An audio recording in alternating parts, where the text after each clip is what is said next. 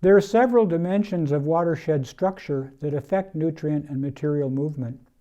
These include precipitation regime, principally rainfall precipitation, upland and bottomland structure, and topographic slope, because the upland and bottomlands define the character of upland source areas and bottomland sinks.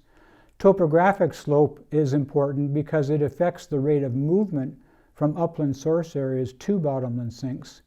And then soils and underlying geologic conditions can affect the infiltration capacity of soils, making them either absorb more surface runoff or shed surface runoff at an accelerated rate.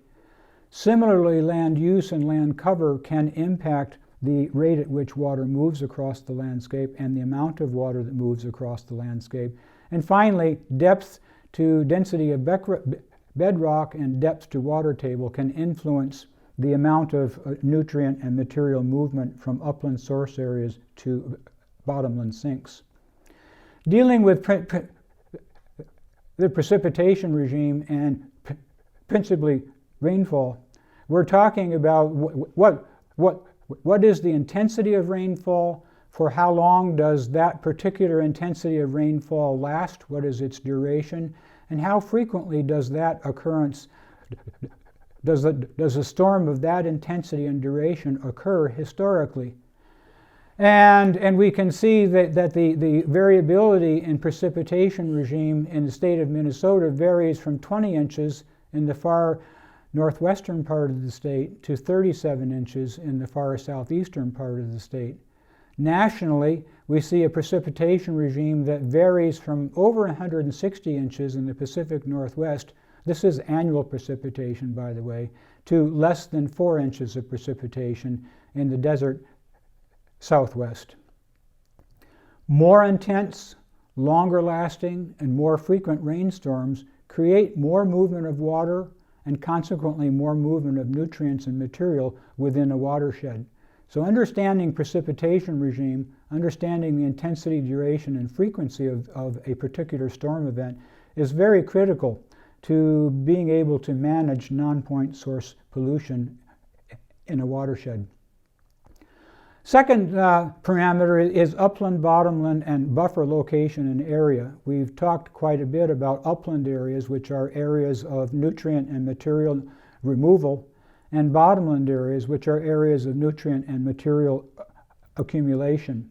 And we've looked at this image before to see what we actually mean by upland source areas and the kinds of land covers that might exist within those source areas. We could also show slides of urban areas, and in many cases those urban areas are upland source areas. And then finally we can talk about the zones of accumulation, the bottomland sinks, in which the contaminants are accumulating over time. We can begin to understand that for any particular geographic location by segmenting the area into 4 different characteristics of landscape. And that's exemplified in this particular map of hydrologic structure for the Lake Township study area, which is the area that you're working on in lab all semester. I've blown up the diagram and show it on the right-hand side, and we can clearly see the upland source areas in orange, the bottomland sinks in green. And these bottomland sinks can be any one of several different kinds of features. In this case, it's a lake. Just to the north of that, we see a wetland area. And then we see a ribbon of blue and red surrounding the lake. These are buffer areas in between the upland source area and the bottomland sink area. So we can begin to map these 4 different kinds of landscapes, upland source areas, bottomland sinks, and buffer zones in between.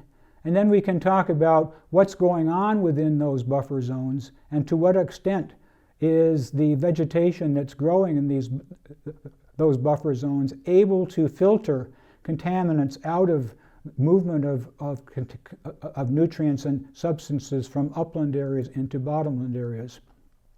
The red areas represent bottomland buffers that are not vegetated, and the blue areas represent areas that are buffered by forest or grassland vegetation.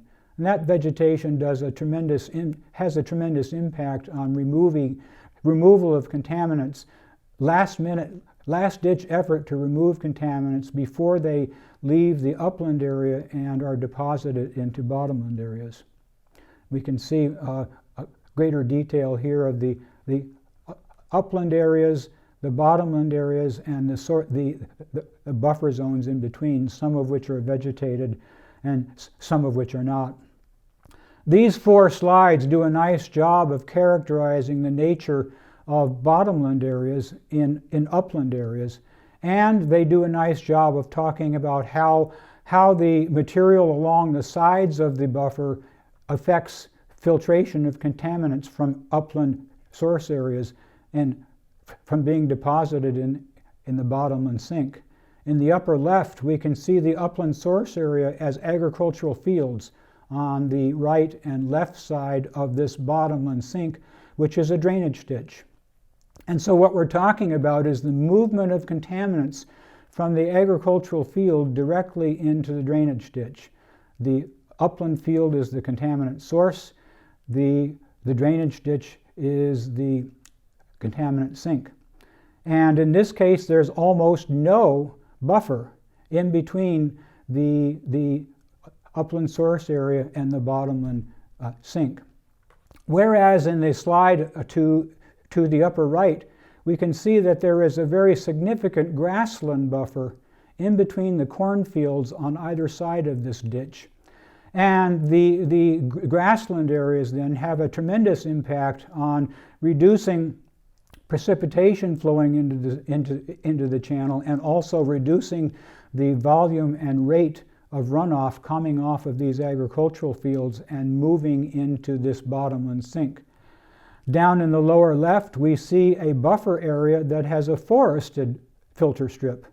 And then finally, in the lower right, we see an agricultural landscape, crop landscape, that has perennial cover crop in the buffer zone.